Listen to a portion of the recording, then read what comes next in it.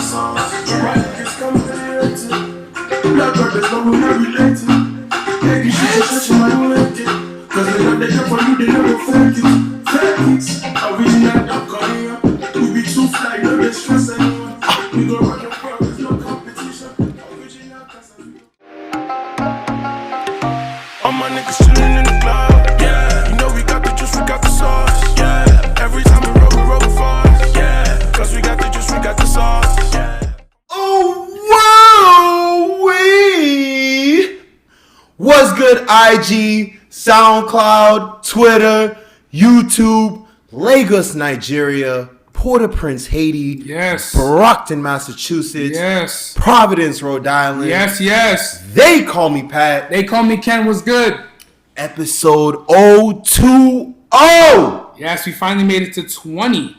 Of the first Genz podcast. We are the Blacks. And we are providing you the facts for the 20th time. What's good, bro? For the 20th time, bro. Yeah, man. We're getting kind of old here. But back in my day. Back in your day, what happened? Back in your day, did you, we talked about some good old music. You recorded on, we recorded on phones, We recorded on Fruity Loops, nigga. Fuck out of here. Fruity Loops. What you know about Fruity Loops, nigga? You wasn't outside when Fruity Loops was there, bro. I was here when Fruity Loops was not outside. I was definitely here. I just wasn't recording. I was an artist, I wasn't a rapper. You were the rapper. I was a rapper, actually. You were the rapper. Pip's Legacy. Yeah, I wasn't the rapper. I just listened to music. Bro, speaking of music, let's get into... Hold on, let me get it out of my stomach. This shit's, bro. Very exaggerative, I see. very, very exaggerative, I see. I'm extreme today. I'm excited, bro. What are you excited about? We can't get to it yet. Let's talk about the first. Let's talk about some African music. Yeah. Shout out to our boy Jidenna, who's about to drop at midnight. At the time of this recording, he's going to be dropping at midnight at this time. Mm-hmm. I think it's called 85 to Africa. 85 to Africa is absolutely the name of the song, name of the album. Yes. Yeah. Okay. Jidenna's dropping an album called 85 to Africa. All right.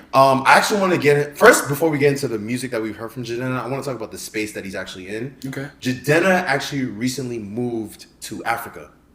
Oh, so he doesn't live in America anymore? He no longer lives in America. He lived in Atlanta. And I didn't know this. Yeah, some shit went on in his crib in Atlanta. So he moved out of Atlanta and moved to Johannesburg, South Africa, and then moved to Nigeria. So he was part-time in Nigeria, part-time in South Africa. Okay. And he was making music in Johannesburg. Okay. And a lot of this album was recorded actually in South Africa. Okay. So you're going to hear a lot of... He still lives there? So yeah, he still lives in Africa, actually. Okay. But he comes back to New York once in a while. He actually had a Breakfast Club interview in New York. Sorry. Your phone should be off. That's rude. No, that's just friends. Yeah. Sorry, friends. Friends, rude. Come on. Why are you hitting us up? That was very rude. But like I was saying, Jidenna, and bro, I sent you some music while you was at work. This nigga got some heat on the way, bro. For who? Jidenna, right? Jidenna got some heat on the way. You don't gotta tell me, man. Jidenna's actually African. You know what I'm saying? Yeah, he's Nigerian. He's actually Nigerian. So Jidenna's not gonna come up with some shit that's like generic African. But you know what's so funny? A lot of Nigerians say that Jidenna, like, even though he's African and even though, you are. He's African, but people say that, like, he appropriates the culture. He can't, because he is the culture. Like, he's a part of the culture. But like, is there a level of appropriation that you can reach though, even if you are a Nigerian? Like, let's say if you don't know. Actually, that's not. Yeah. No, you're right. There is. I just think that, like, Jidenna went from, like, classic man making music that is like kind of more pop and trying to be kind of have, like, have some essence of African like feeling to it, but he still wants it to be a little pop, right? Like, he still but Afro beat can be Afro pop. There's like he's making Afro pop right now. I understand. Now he is. He's old. Okay, let me give you an example. Jidenna. Let me say this. Jidenna didn't always. I don't think Jidenna always had the capabilities of making an Afrobeat song till now, right? But I always think he was of the culture. Like, he has a song, like his song. 100%. You know what I'm saying? I definitely agree. Jidenna's song concepts were always of the Nigerian culture. Mm-hmm. He might not have always translated it to an Afro pop song, but he had a song called "Long Live the Chief." Yeah. Chief Don't Run. Yeah. Those are records that were about you know what I'm saying, being a chief, being an African man, being an African leader. Yeah. Like, he always had those concepts. Still trying to relate to, like, where he comes from. You know, where he comes from, where his dad comes from, because his father died, and he went to the funeral in Nigeria. Like, Jidenna does talk a lot about his African background in his music and his past music, even when Classic Man was coming out. You just only, well, not you, because I know you listen to Jidenna a lot, but a lot of people only listen to him because of Classic Man. You know what I'm saying? I don't. So yeah, exactly. But even when Classic Man was coming out, he released music that had the concepts of, like, Nigerian influence. Yeah. You know what I mean? Yeah. I mean, I agree with what you're saying. I think that the 85 to Africa album that he's about to release at midnight is going to be more African based. Yeah. Since he's been surrounded around that environment. He's definitely going to, you know, basically make music that's more catered to that. He's probably gonna have a lot more features. He just made a song with Mr. Easy. Which is a pretty good song. Zodi, right? So, I feel like I see what you're saying. He's going towards that. He's going towards that lane of making more and more, like, African type, like, or style of music. Yeah. But I still wouldn't even call it Afrobeat though. It is. I don't know. I wouldn't call it Afrobeat or Afrobeats. Okay, exactly. Even the difference. This is a Haitian man that actually knows his African music, guys. Even Afrobeat, even Afrobeat or Afrobeats. I don't think he's making either of it. I think he's making it like music that's influenced by Africa. He is making Afrobeats. I don't think so, man. As Americans, right? As Americans, people are naturally grouping Afrobeats to one sound. Right, the reason why the Americans, okay, I'm not talking about us. Okay, a lot of Americans are comparing. A lot of people are saying Afro beats is just one sound and that's it, right? What sound is that though? What do you think that sound is? The people that they think that like the song with Sway Lee and French Montana. You know what I'm saying? Like, I don't think people think that's Afrobeats. It is though. It is Afrobeats. No, I don't think it is. No, it like if you're talking about the beat and like how the drums are used. Yeah, the beat is. Let me tell you. Go ahead. Let me tell you the point that I'm trying to get to. Afrobeats has multiple music genres within that. That's why the S is there, right? Afrobeat is only one person that's created Afrobeat, and that's Fela Kuti. You know what I'm saying? Yeah. Afrobeat without an S was created by Fela Kuti, right?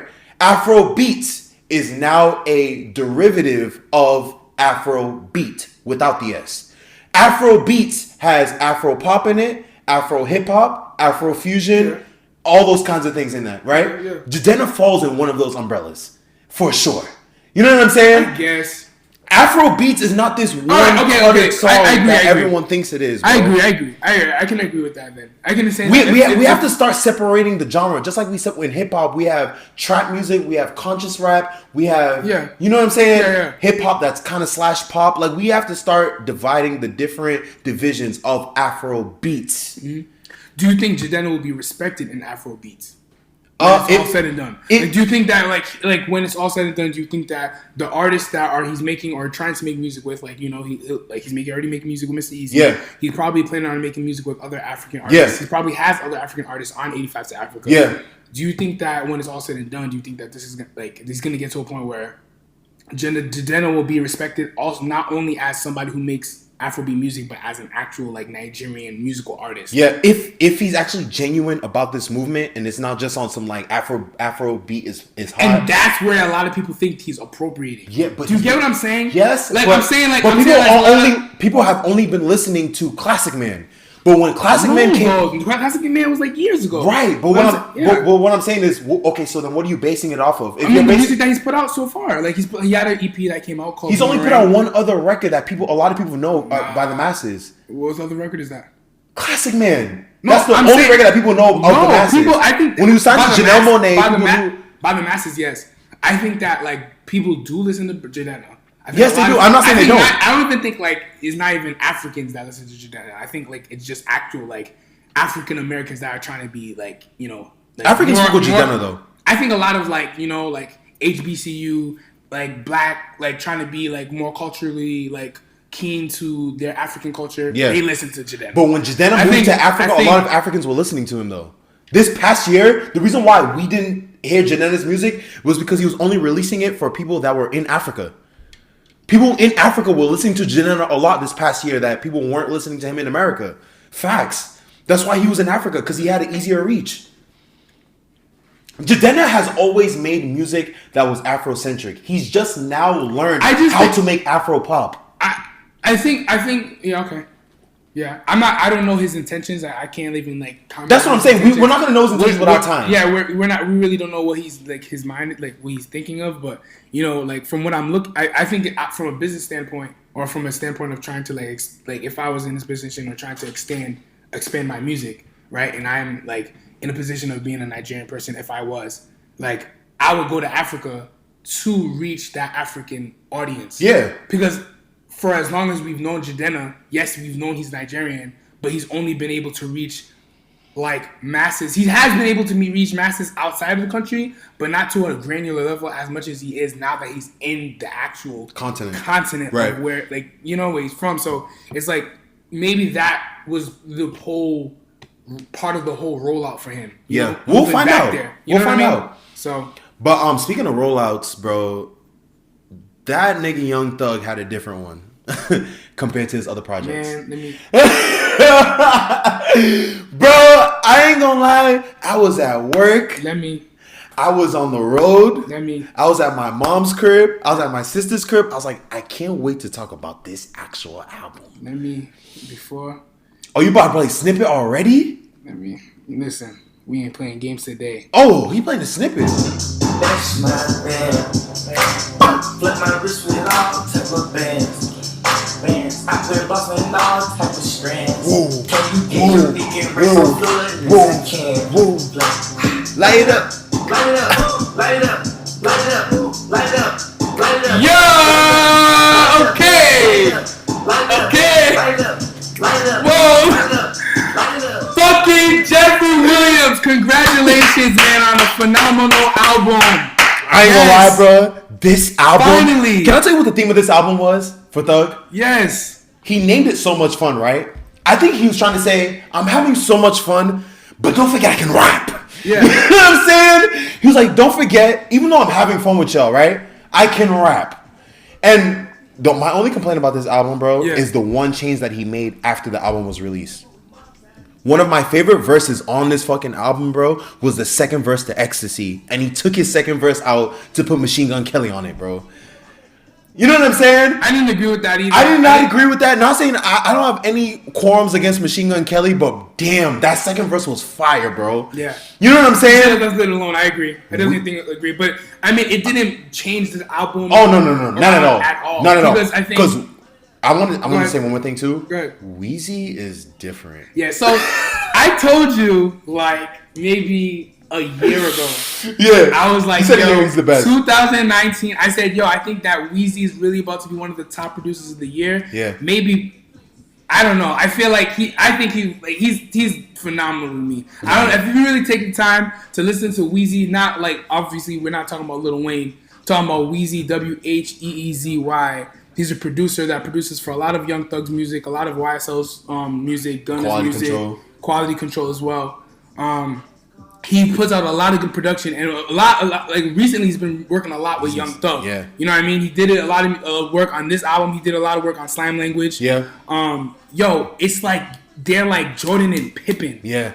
You know what I'm saying? Yeah. It's like when Young Thug gets on a record with him, it's like magic. And I think that like for this album, the concept of the album, So Much Fun, is exactly what Young Thug was trying to say. Like, yo, yes. Like, I don't know if you probably watched the interview with Big Boy. Yeah. I liked how he said it. He was like, hey, like, each track is fun, but it's a different type of fun. Yes, bro. He was still getting in that fun bag, but it was a different type of fun bag for each song. Except the intro. The intro was no fun. It was just being serious. Yeah, it's being serious. I ain't gonna lie. When I first heard the intro, I was all like, oh, it's just another track. But you pointed out to me, like, when I listened to that shit again here in our living room, Thug is actually talking about his true intentions of being in the rap game. Yeah. And people gotta understand, like, Thug's true intentions of being in the rap game is to put other people on. I don't think people actually know how special that is. For someone that young and to be in the prime of your career to worry about other people than yourself, and to really point that out on your album, like your first album, bro, I have a new respect for Young Thug, bro. Yeah. Like, I didn't know I was gonna have more respect for Young Thug, but I had a new respect for him. And to me, this is top 2 releases that have been out this year, bro. This is top 2. 1,000%. Easily, bro. 1,000%. Because I ain't gonna lie, before this album, bro, I wasn't a fan of the music that Thug was releasing. Yeah. I'm not gonna lie. This album, bro, Thug is actually rapping. And another thing that I want to get into, I remember one of these episodes, I was like, yo, J. Cole is behind the rapidy rap movement that's going on right now. All young niggas, there's a new notice out. You have to rap.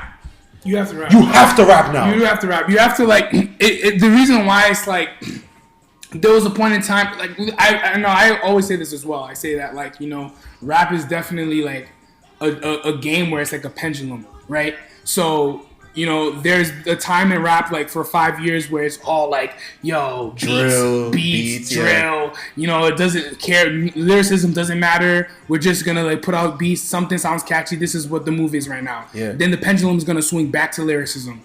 And then it's going to swing back to the trap. Then it's going to swing back to lyricism. But it's going to be swing back to the beats. Now it's swung back to lyricism. But I think even when it swings back to, like, beats and all that stuff, you still have to rap. No, it will swing back. It will swing back to a point where to a point where people don't have to rap. I think it will. No, I don't think so. I think so.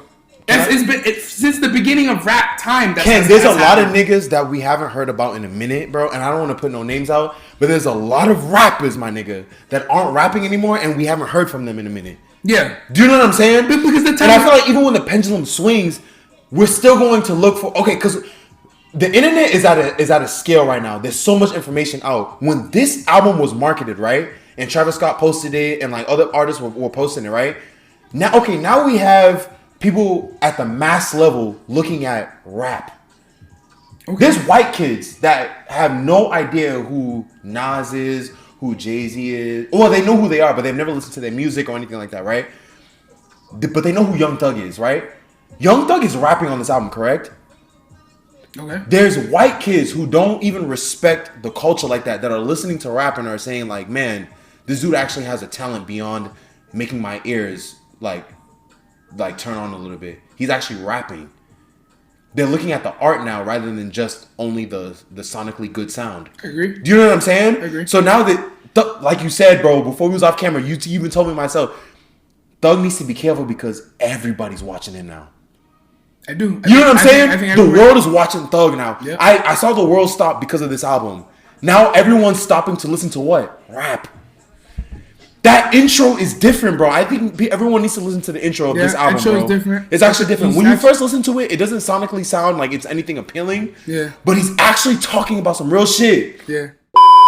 Dick under that bitch, bro. This guy Thug's a fool, bro. And I've been really listening to his music since, college days, probably 2013 when he released Two Bitches, Stoner, you know what I mean? That's why I knew he was special when Two Bitches came out. Yeah, and he's been releasing project after project after project.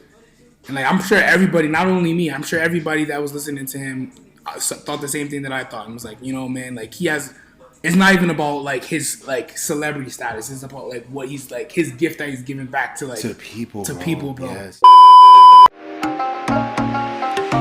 All my niggas chillin' in the club, yeah. You know we got the juice, we got the sauce, yeah. Every time we roll fast, yeah. Cause we got the juice, we got the sauce.